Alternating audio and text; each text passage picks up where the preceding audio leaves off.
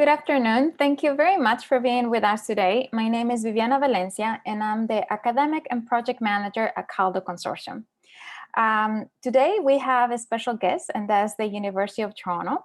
Before I formally introduce you to the talk of University of Toronto and the services, support services that they offer for both international and domestic students to complement your degree, I would like to take a few minutes just to let you know about CALDO Consortium, what we are, what we do, and how we can assist you or support you throughout this process of identifying and applying to one of our member universities. Also would like to let you know that once we're done with the presentations, you will have about between 10 to 15 minutes to ask any questions to the panelists. Okay, so what is CALDO? For those of you who are not familiar with CALDO Consortium, what we are is basically a consortium of top research universities in Canada, and we focus our work in Latin America. So what we do is we support, these are member universities, the universities that conform the consortium. And so what we do is we basically assist you, the student, on identifying the program that is best suitable for you to reach your professional objectives, and also assistance with the application to one of our member universities, if it's for a master program or a PhD program. How is this, what type of assistance we provide? So for example, we explain to you the different type of degrees that you could pursue at our member universities. We also help you connect with potential supervisors at some of our member universities. And here I would like to show you, this is a very important tool that we have. And this is located on our main website. When you go to our main website and you're trying to identify which universities could offer the program that you're interested in pursuing, this is smart search engine. You can just type in the degree and the field that would you like to specialize on, and it will display the different options that our members have. So basically, we are a place where you, in a centralized form, you can find different information. The other thing that we also provide, or the other service that we provide, like I was mentioning, is information about how to apply to your member universities. And for example, if you go here and you see on your screen, there's a window there that it says tools to apply. If you were to click in there, what you will see is a repertoire of different tools. For example, how to write an academic CV, how to connect with supervisors, meaning what type of information you should send to them in the first email to ensure that the correct reception of your information and a follow-up from them. Also, you may find information on how to write a research statement, which is part of the package that you will need to submit for grad studies. So all of that, those are the services that we provide for you as a student. If after visiting our website, you still have some questions and you're still, there's some information that you still require, you may send us an email, and we appreciate if you can do it through this form, because this form allows for us to understand a little more about your background. And in that way, we can answer your question via email. So in a nutshell, that's what CALDO is. That's what CALDO does. This is our contact information.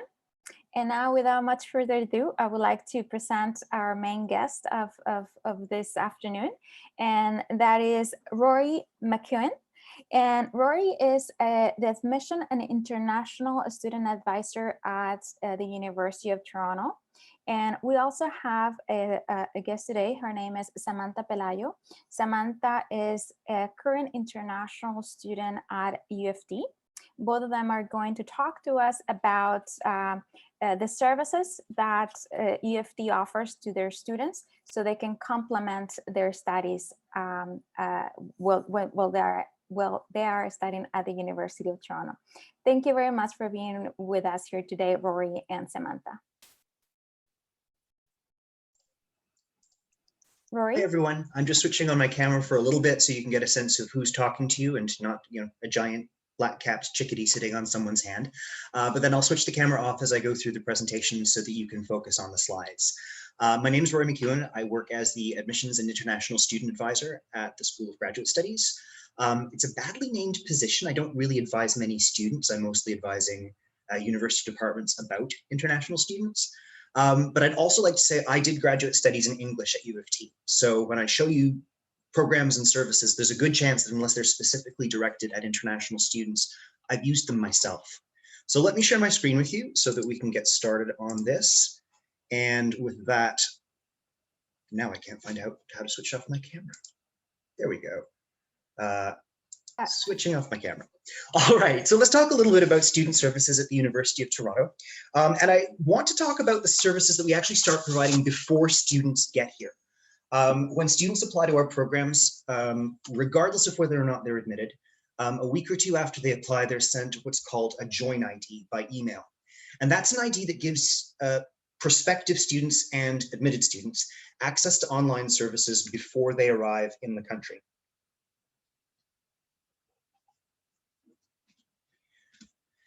We also provide a wealth of information on the School of Graduate Studies website. Under our admissions section, we have a whole page on getting started as a new student with how to respond to your offer of admission, how to get set for orientation, how to apply for additional funding for research stream students, some specific resources for international students, and also links to resources for housing. A lot of these resources, particularly housing, are something you will need your Join ID to access. They're not there for the general public. We also, through the Center for International Experience, provide immigration advice for students. They may be interested in, or they're definitely interested in how to apply for a study permit, but if their program offers or requires a co-op placement as well, they'll need to apply for a co-op work placement, a co-op work permit on top of that. And it can get awfully tricky, so having licensed immigration advisors on staff who can answer student emails with these questions is very, very important. You can also use the Join ID to apply for housing, whether you're applying to Graduate House, our graduate residence, or if you're using the off-campus housing database, or if you're looking at a residence spot in one of the other not specifically graduate residences. And the other thing that we offer coming from our website, this will sound really strange, very often we get students who've applied to our degree programs. Great. They haven't been aware of what are called, oops, sorry. I've had a whole slide taken out. That's interesting. All right. So immigration advice from the Center for International Experience, advanced work finding housing before you get to Toronto from the Housing Office. There's a picture of Graduate House, our graduate residence. And the School of Graduate Studies also provides a series of online chats for incoming students during the summer before their program starts. By tomorrow, I'm going to have my dates lined up for students to chat, who already have offers, to chat with us about starting next year. And we do our best in those chats to put students in touch with a lot of the programs and resources I'm talking about today. So you're sort of getting a preview of what happens in those chats. We also provide what's called Grad Hub. This is a one-stop shop for sources of information for graduate students, including finding resources and supports for current students, getting started as a new student, and what we call degree enhancements. And I think this is where my missing slide went. Degree enhancements are things like collaborative specializations. So let's say that you're a student in psychology. You can participate in a collaborative specialization in neuroscience, taking some additional courses in that field, and you graduate with both a degree and a certificate. So it's kind of exciting, and I'm glad we provide that information in a lot of places. Once you get here, though, there's a lot to do to get yourself started at the University of Toronto.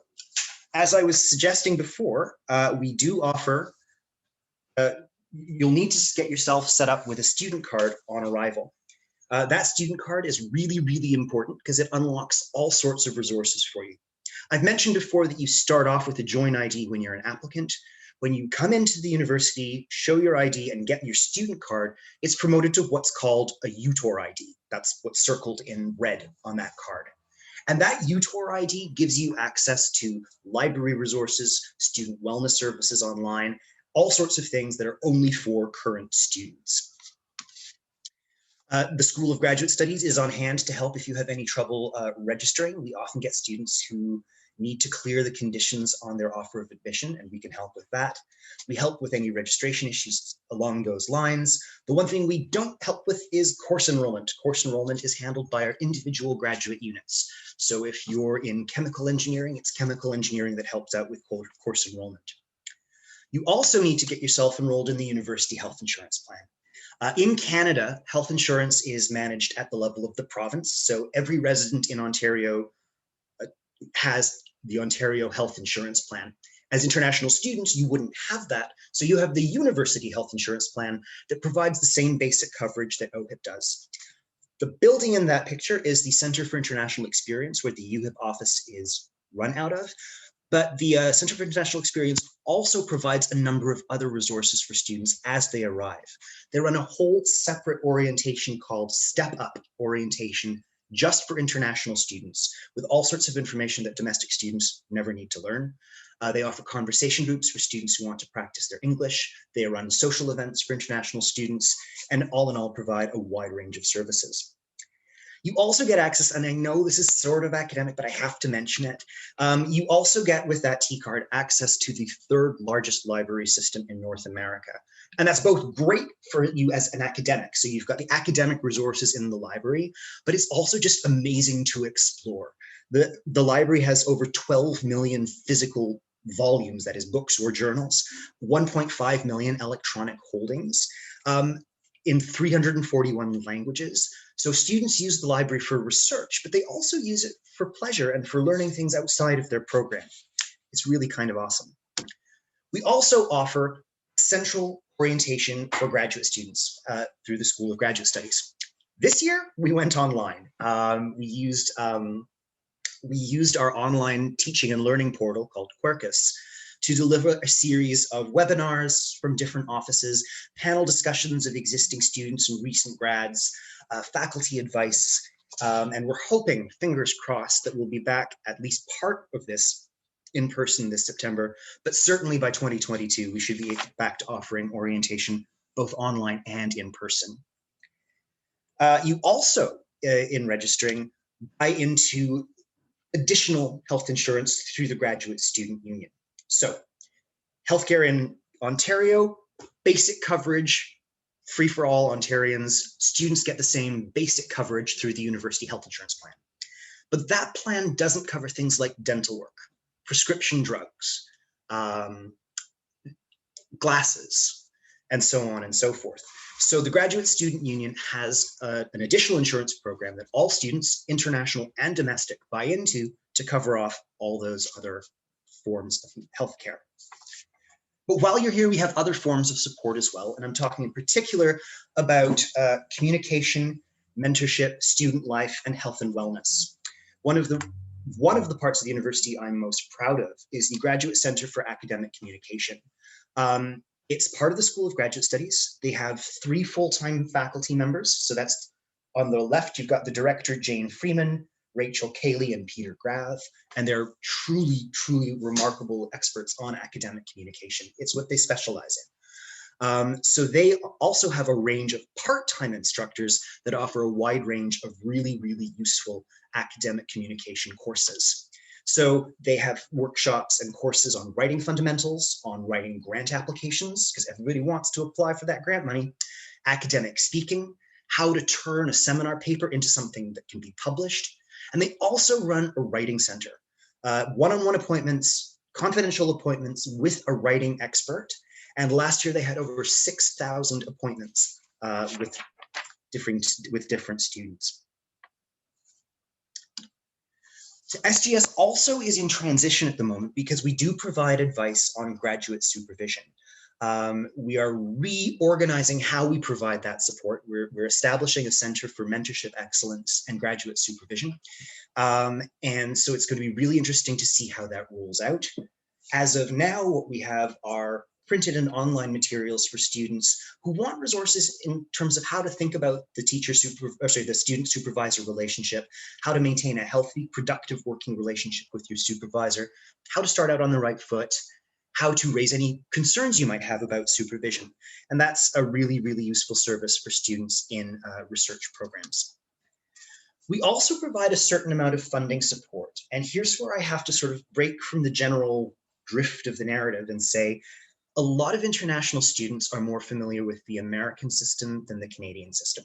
So we get a lot of students who apply to our programs and then say, right, where's the funding? And it doesn't really work that way. In the United States, you tend to pay higher tuition, but there tends to be a lot more financial aid available, so many students don't pay the full price. In Canada, particularly in professional master's programs, what you see as a price is pretty much what you're going to pay.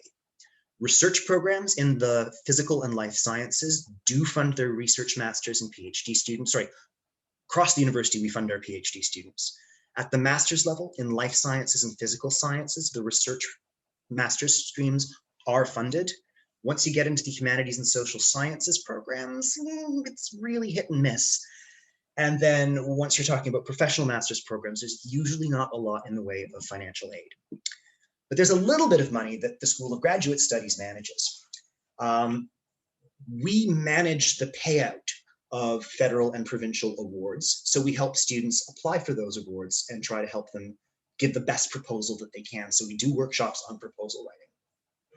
We also have small amounts of money for unusual circumstances. So students in either their master's or the first couple of years of their PhD, if they get a paper accepted at a conference, we have a conference travel grant. Now, it's not going to cover the full cost of the conference, maybe a couple of $100s towards airfare or registration, but that's nice to have in your pocket. We also have a research travel grant for students in the humanities and social sciences who need to do field work in other countries. Again, it's not going to pay for the full research trip, but a couple of $100s to help make that airfare more affordable is pretty good. Then we have our emergency program, and I'm actually going to, and this is something that it's usually not when there's a happy circumstance. So slightly, not too bad at all. Students may have a scholarship that's due to come in, but they have immediate expenses that they need to meet right away. If a student has a documented source of scholarship income, they can take an interest-free loan from the School of Graduate Studies until that scholarship comes through. A lot of students use this when they know that their stipend checks are going to start coming in early September, but rent is due September 1st. So we can arrange for an emergency interest-free loan in those cases. We also have an emergency bursary program for when students come across serious and unexpected expenses. And I have to say, they have to be really unexpected. Tuition is an expected expense. But if a student has a serious financial emergency and needs a bit of assistance, we have a small amount of money that can be given out in bursary funding. The most common reason for this is root canal, because the dental insurance plan from the Graduate Students Union doesn't fully cover that cost. Or very sadly, we've had students have to make use of this funding to go home to sick or dying parents. They have to prove that this was an unforeseeable event and that otherwise everything else is in line. And we also have an accessibility bursary program. So for students who develop a disability while in their program, we can help with adaptive technology. Students who come in with a pre-existing disability are expected to have a plan in place to meet the costs of any adaptive technology. We also have a very large and very diverse student life division. They run a whole number of departments, but of particular interest to graduate students. They have a family care office because we do have a lot of students who come in with dependent relatives. They manage the Center for International Experience, which is of course of interest for international students, but they also provide academic success, academic advising and counseling. They provide a health and wellness center, both with counselors to help students plan for healthy living and also a small medical clinic so that students who don't have a doctor have a place to go. And they also are responsible for supporting over 400 officially recognized on-campus clubs. That ranges from the Underwater Club at Hart House for scuba diving to all sorts of faith-based or culturally based groups. And a lot of those operate out of Hart House. Hart House is the student union for all students and faculty and staff at U of T. It was a gift to the university in 1919, and it has amazingly beautiful meeting rooms, event spaces, concert halls, a theater, swimming pool, an old-fashioned gym. It's not air conditioned, so in the summer it's not most people's gym of choice, but it's absolutely gorgeous. When it is summer and you want to participate in athletics, we have a number of athletics facilities on all 3 campuses that are open to students. U of T Scarborough was host to the aquatic events at the Pan Am Games when they were held in Toronto, so they have amazing swimming facilities. Downtown at the St. George campus, we have the main athletic center and the Goldring Center for High Performance Sport. And U of T Mississauga also has an athletic center, but at the moment, it's a COVID vaccination site, so it's being put to a different use. And I always like to encourage students to think of athletics, whether it's, fitness classes or playing intramurals as part of their department's softball or volleyball team. This is really very important preventive healthcare. This is a way of keeping the body ticking over nicely so that you can do all that mental activity as part of your program. And I really want to say, just in terms of activities like that, I want to share this image because regardless of what we have on campus, we are in the middle of Canada's largest city with all sorts of exciting cultural events. We actually have a service called Grad Escapes, where we take groups of graduate students on subsidized cultural and sporting events. They might go to a Blue Jays baseball game. They might go on a ghost walk of downtown to hear about ghost stories from early Toronto, any number of things, cooking classes.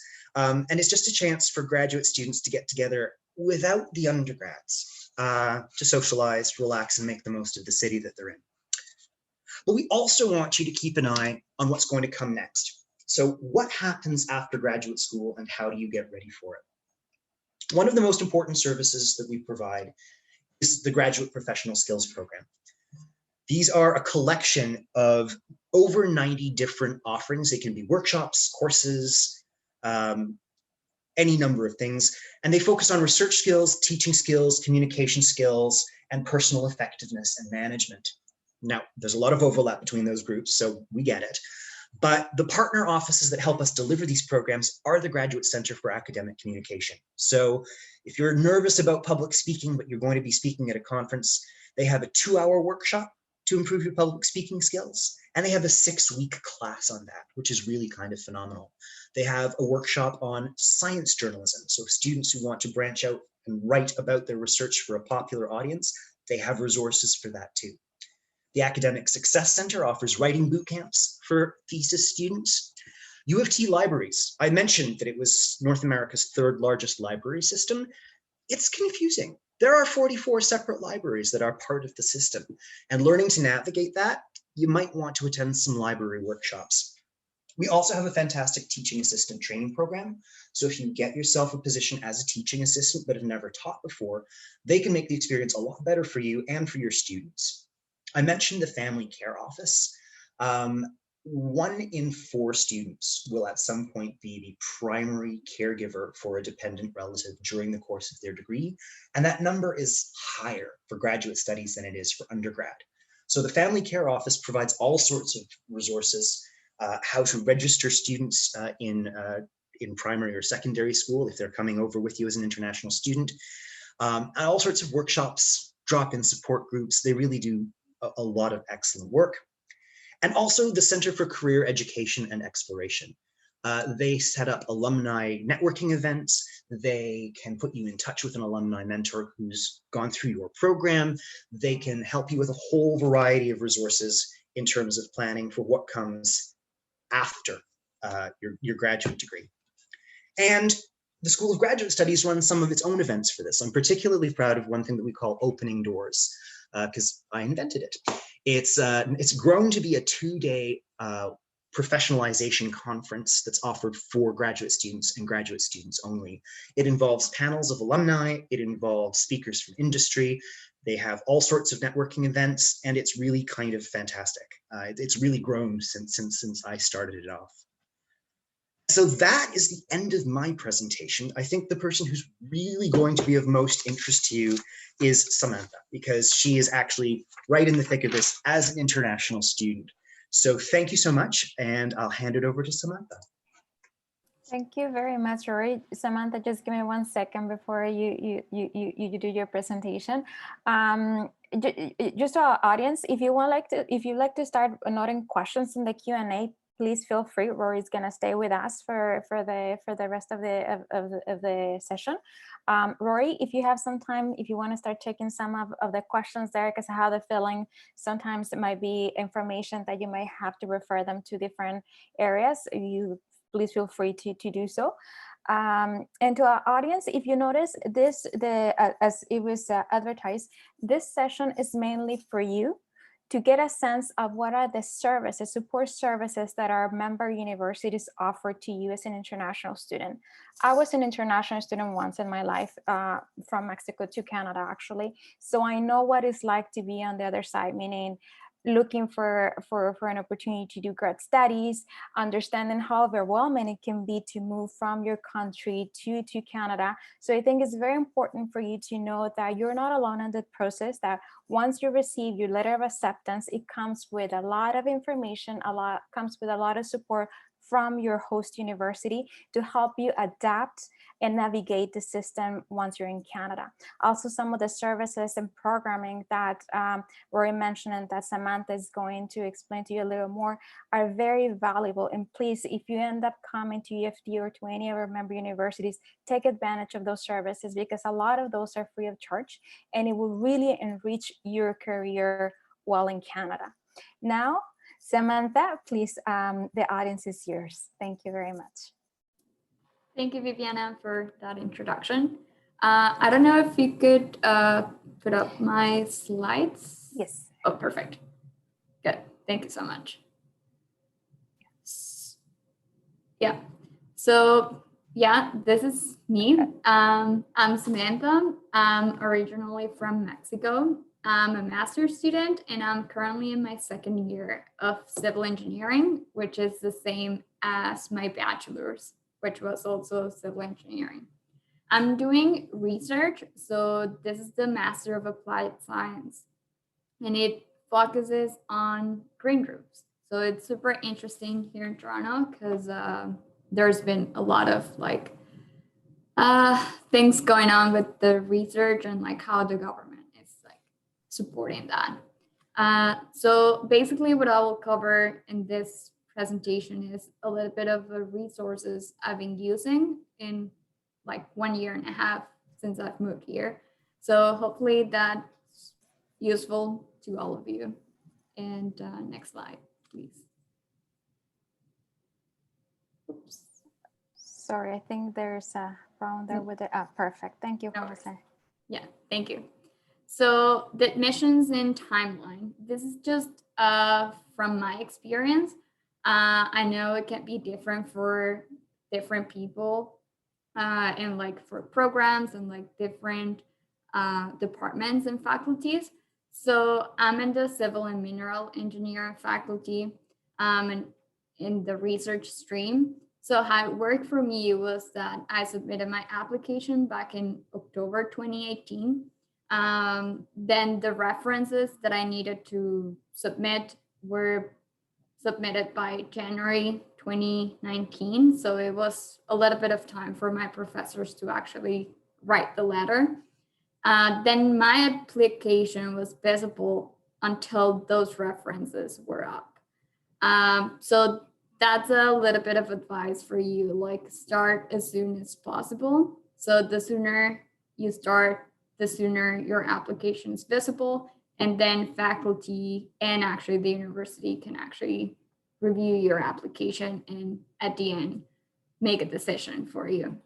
So moving on that, I received my offer in March 2019 and I moved to Canada in August. So I couldn't move right away because I had to do all the immigration process, like the visa and all these things related to it.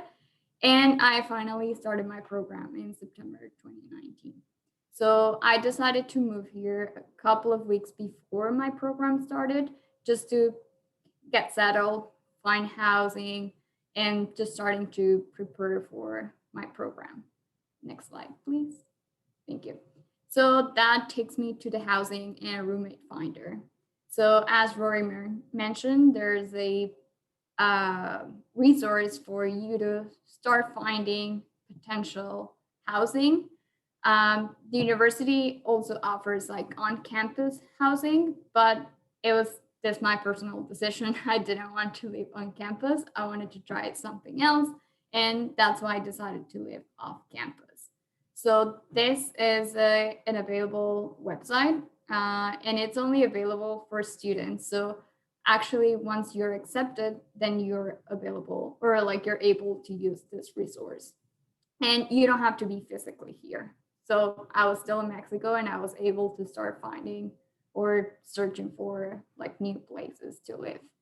Another advantage is that it's free and it's easy to use. As I said, housing off campus only. And there's also another like section, which is resources for finding a potential roommate. Rent here in Toronto is quite expensive. So you're not gonna, I mean, chances are you're not going to be able to find a place for yourself, like in a nice location downtown. So that's why you would have to pair up with a roommate and make the rent a little bit more cheap. So for that, there's like that section, and you can also find or try to find your potential roommate.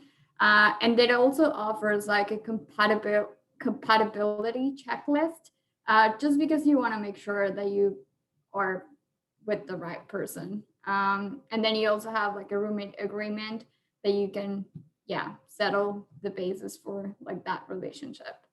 So I find that super useful. I actually used it. I moved in with the roommate I found on this website, and it worked pretty well. So it was very good to have this resource, and yeah, I highly recommend it. So next slide, please. As Rory mentioned, again, there's like the GCAC, which stands for Graduate Center for Academic Communication.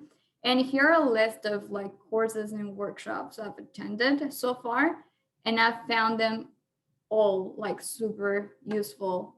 And the good thing is that you don't need to be like, you can take them anytime you want.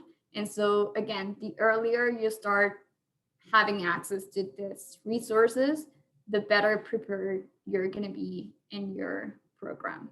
So just, yeah, the courses, academic writing, since my program's research focused, it was pretty useful to have these courses. And I had the opportunity to be in person because I took them in my first year until, well, COVID. But yeah, they have, I think that's a very good advantage now with like COVID, that all the workshops, and yeah, I would say all the workshops are kind of being recorded. So you're having plenty of material to access to. Next slide, please. And then one other resource I've used, at least in my first year, was the financial advising. So again, I was like, I'm a research student. So my program, I'm lucky enough that has funding. But at the same time, it was kind of overwhelming because I wanted to understand, like fully understand what I was involved in, and like all my obligations I had as well as an international student. So this financial advising is offered throughout the year, like it's available any time during the academic year. It helps you understand your personal finances again. And it's on a one-on-one appointment with an advisor. And again, it's very confidential. It's very personalized. And so it's, yeah, on a one-to-one basis, like case basis. So I found that super useful. Next slide, please. Thank you. And just to finish off, I would like to say the career exploration. So for my department, they've offered career fairs with different companies across Canada. I think they've also included a few from the US. So that also gives you a little bit of exposure of what they're asking for a professional or for a grad student. They've also offered workshops to improve networking skills, which is really, really important, like here in Canada. I would say for Latin America, maybe, and here I'm talking from myself, like based on my experience, is that we're not trained to network a lot. And so that's where you might find it a little bit difficult at the beginning. Like you might be shy, but again, it would depend on the personality of like that person. So I think it's a very valuable thing to learn and to improve. And then lastly, workshops on how to improve writing, but or like focused on employment. So let's say a CV, cover letter, just like basic documents that you need to prepare for a job interview or for a job in general. So I think that's pretty much it from me. I would say it might be overwhelming because that's what happened to me at the beginning, but I would just recommend you make use of them as best as you can. And if don't be afraid to ask questions of like any of the resources. And if you think that there's a resource that you can't find, just ask. And I'm pretty sure someone will direct you into like the right path. So I think that's everything for me. Thank you so much. No, thank you very much, Samantha, for sharing your experience with us at the University of Toronto. We're going to move on now into the Q&A part of the session. I noticed, Rory, you've been answering some of the questions there. Thank you so much. I encourage the audience to continue to write their questions there. And just before I move into those, I just want to touch on 3 points that I noticed that it was repeating on the questions. So masters, at the master level, Canada has something that is a bit not as common, I noticed, in Latin America, and that's the master program. So in Canada, there are 2 types of masters. There's one that is course-based master, and then there is the research-based master. So the difference between the 2 is that in the course-based master, as it indicates, you don't do a thesis. So which one to select, it really depends on your professional objectives. If your objective is to learn how to do research and maybe move into do a PhD, definitely go with the research-based master, because that's what's going to provide you with the skills needed in order for you to continue to a PhD. If your objective is to acquire more knowledge, but practical knowledge for your field, then go and pursue a professional master's. In terms of funding for both of this, with CALDO, something that I did not mention at the beginning, part of what we do is not only assist you, the student, on navigating the process, but also our work goes beyond that. And what we do is we connect with funding agencies and the 9 countries that we're working on in Latin America, and we create agreements to support their mobility. So basically, we create agreements that will provide funds for you to come to Canada as an international student. I can tell you that all of our agreements are to support research-based masters and PhDs, meaning programs that are research-based. Professional programs, as Rory mentioned at the beginning, there's limited funding, if not almost none. So that's another thing that you need to take into account. Could I jump in on one thing on that? Sure. Sometimes it can be a bit difficult to tell the difference between a research-intensive course-based doctoral stream master's like political science. It's course-based, but those are research-intensive courses. And across the street in global affairs, the Master of Global Affairs is a course-based professional program with an internship. So there is a sort of slightly gray area in some of the humanities and social sciences programs. But usually you can clear that up on the graduate unit's website. It's also really important to note that graduate studies at any university will be fairly decentralized. The same thing is true at U of T times about 100. So an answer that applies to one program will very often not apply to another program, particularly on things like admission requirements, application deadlines. So just if you've researched one program and know everything about it, but then start thinking about another program, you've got to do the research all over again. That is true. And there's another point. Yeah, very good point, Rory, because another the questions that I was seeing there was timelines, right? So another thing for you to think about is that in Canada, some programs might offer 2 intakes, one in September and one in January. Not all programs, but some.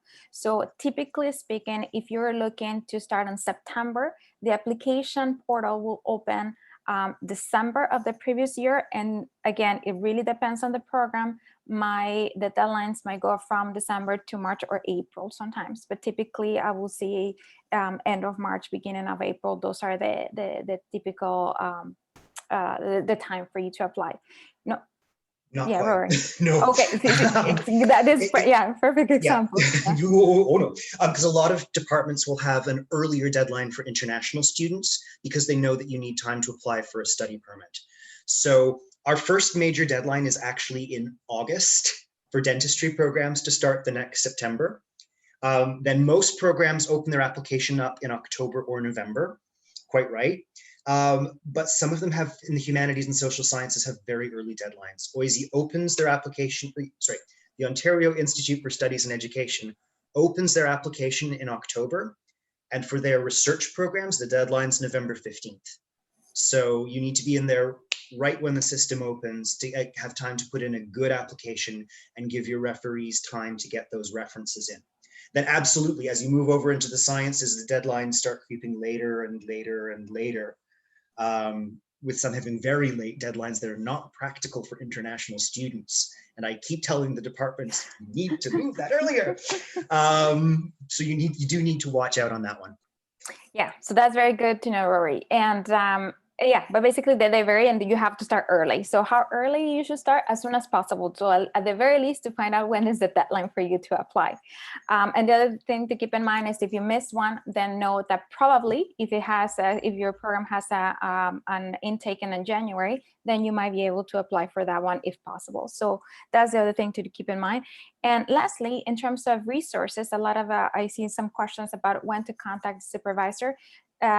Again, it will depend on the program. Some programs require for you to have secure supervisor before applying. Some others, once you have applied, will require that.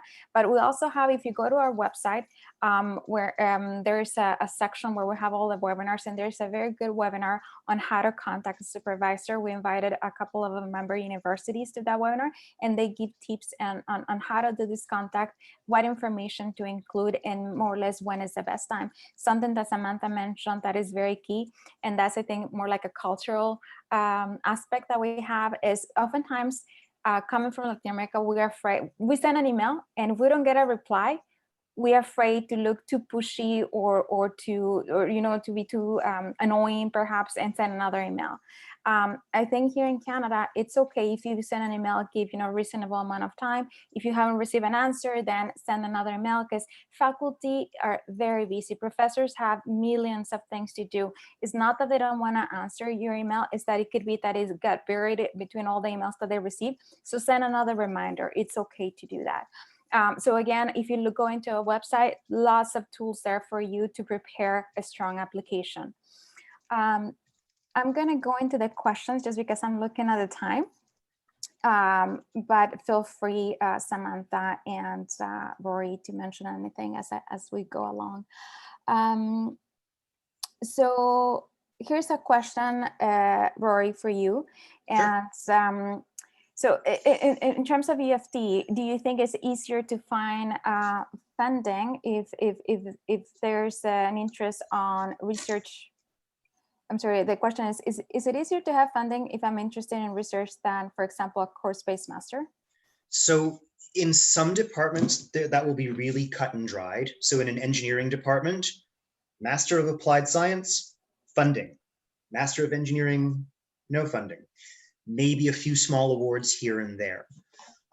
In other programs, as I said, there are research-oriented master's programs that are primarily course-based. So the Department of English, for instance, may award an Ontario Graduate Scholarship to one of its master's students. But as a general rule, they're using that to fulfill their funding requirements for PhDs. I've typed in one answer. There's a really useful tool called the Award Explorer, and it lets prospective students and current students like tick off a number of criteria and then search for what awards they're eligible for and see what will they just be considered for automatically? Hint, not a lot. And what do you actually need to apply for? So do the answers show for everyone in the chat? No, that's what I was actually looking at too, because I was also noting some answers and the Q&A. So if you type in the chat, you will see two boxes here. There's one that is Q&A and there's the chat. So if you type in the chat, it will stay there, and the Q&A it gets deleted. I'm going to drop a link to that Award Explorer into the chat. I think there's a section in like the Q&A in the middle where it says answered, like on the top part, and that's where it's only us that can see that. I think. Okay. I didn't know. Only the panelists can see exactly. That one. Yes. Oops, and I just sent the link privately to Viviana, which is not terribly useful. Everyone wants that link to awards, so there we go. There we go. Thank you. Sorry, Rory, were you going, do you have any more information on that one? Can I ask you another question? Go ahead, please, yeah. Okay, sorry, yeah. So this is actually interesting. Rory, can you explain a little more the process for students to apply to their master or PhD studies at UFT? Because this particular question is from Mexico, but I think it's similar to some countries in Latin America where the students sometimes finish all of their program requirements from either a bachelor's or a master's, but the official diploma, it takes about 6 months or up to a year for them to receive that. When can they apply, and what documents will they need to apply? So a lot of our applicants from everywhere are applying while they're still actually engaged in their previous degree. And if that's the case, if they're given an offer, it's a conditional offer of admission. And one of the conditions will be demonstrating that you've completed your program. Most of the time, that means having a transcript that shows that your degree's been awarded at the time that you start the program. But we do get students from not just Latin America, all over the place, where those degree certificates aren't coming out for some time after the program's finished.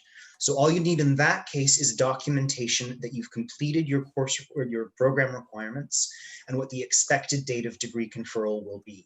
Then you can get started in the course. You're still conditional, but once that comes in, they clear the condition. So that's not a problem. Thank you very much.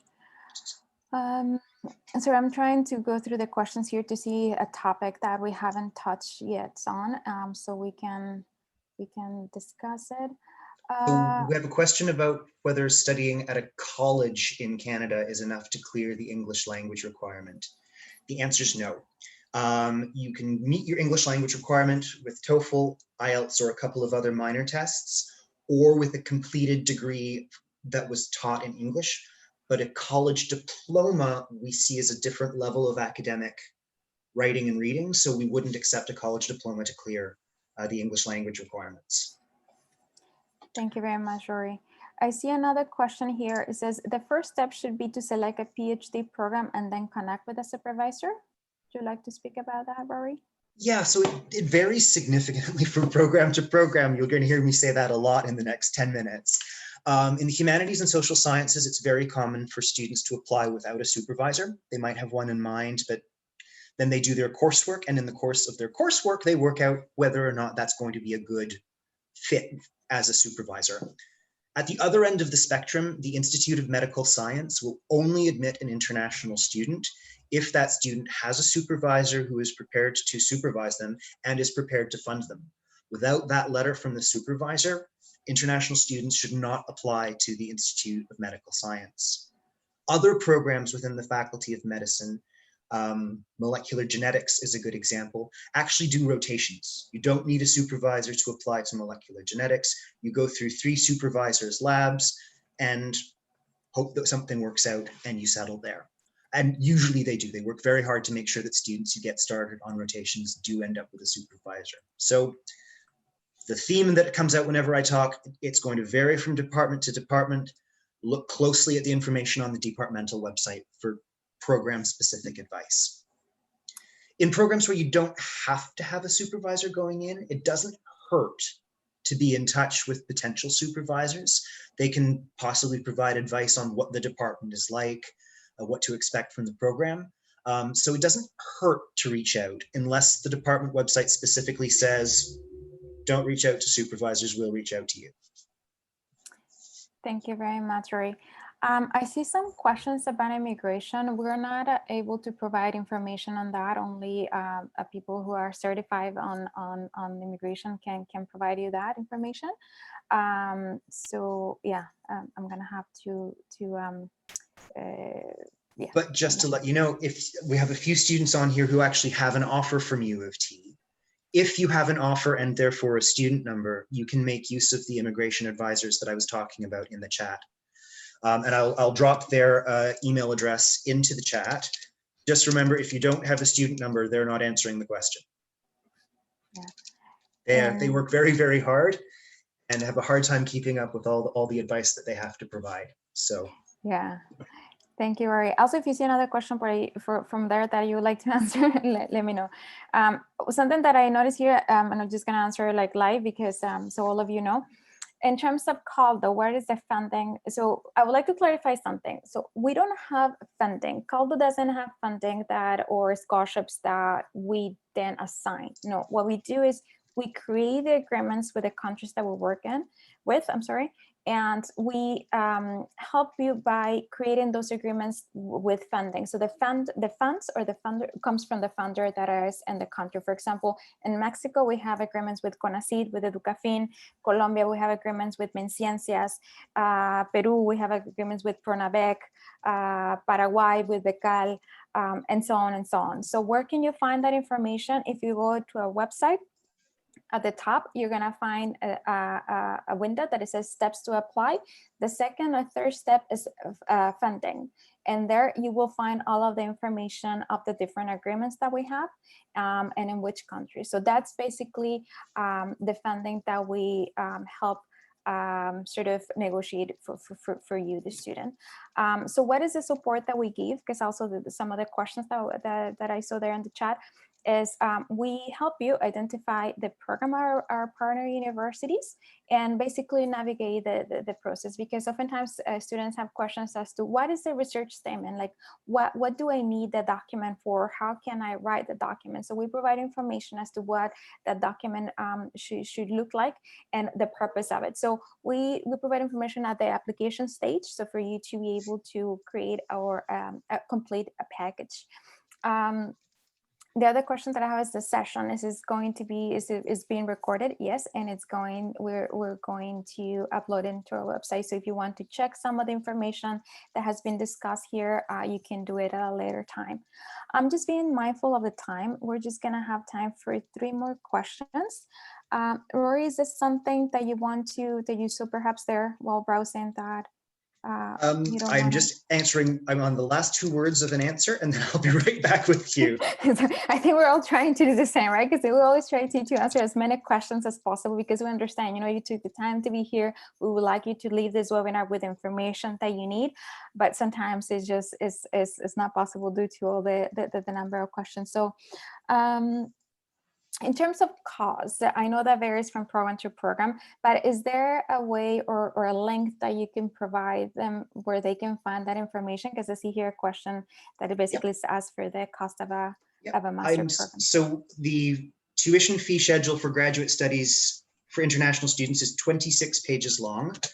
So again, varies from program to program, and I've just dropped the link in the chat. So you can check out the program that you're interested.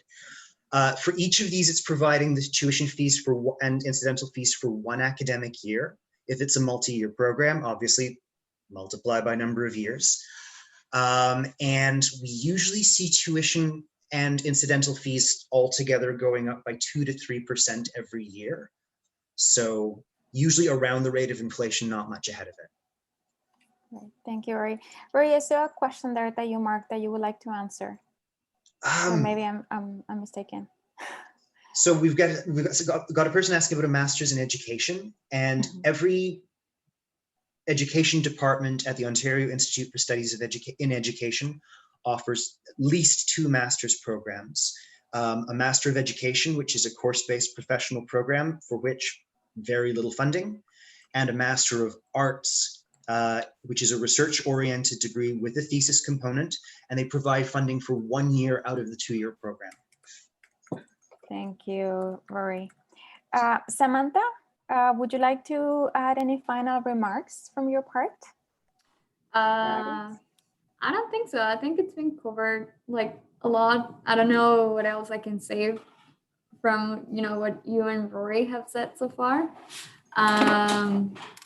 Yeah, I think it just depends on what you're interested. Because again, if you're not interested in research, but you want to be funded, then I don't know if it will work out, right? And then it also depends on where you're coming from. Like, and by that, I don't mean where, like, locally or like, you know, what country, but what your background is, how well prepared you are, and so on. So yeah, I would just encourage everyone to like keep studying and yeah, work hard. Thank you, Samantha. One of the best pieces of advice I ever got about applying to graduate school, law school, medical school, anything else, is don't set your sights so much on that you mess up what you're doing now. Get the most out of your current degree, and that will stand you in good stead regardless. If that means you don't have time to do an application for graduate study this year and you take a year off in between undergrad and grad, fine. Great idea, not a problem. The one thing to watch out for that is to make sure you line up your references before you take that year off so that they're able to produce a reference, keep it on file, and then send it when you do apply. Thank you, Rory. Also, what I like to add is, you all know, right? Like right now is we're going through a pandemic that we never expected. So the best thing that you can do as well is prepare yourself. So use this time that we know oftentimes, even though we like to travel, we like to do other things that are not possible. So use this time to prepare yourself academically for when, you know, the borders reopen, when there is more possibility for you to be on site, you're well prepared for that experience. Thank you so much for joining us today. Thank you, Rory. Thank you, Samantha. It's been a pleasure. Our audience, thank you for taking the time to be here with us. And I hope this has been helpful. If you have any questions, you have our contact information, and we'll be very happy to connect with you. Thank you. I will see you next time. Thanks for organizing this, Viviana. Very, very great. Thank you so much. And thanks for coming out, Samantha. Yeah, thank you. Bye-bye.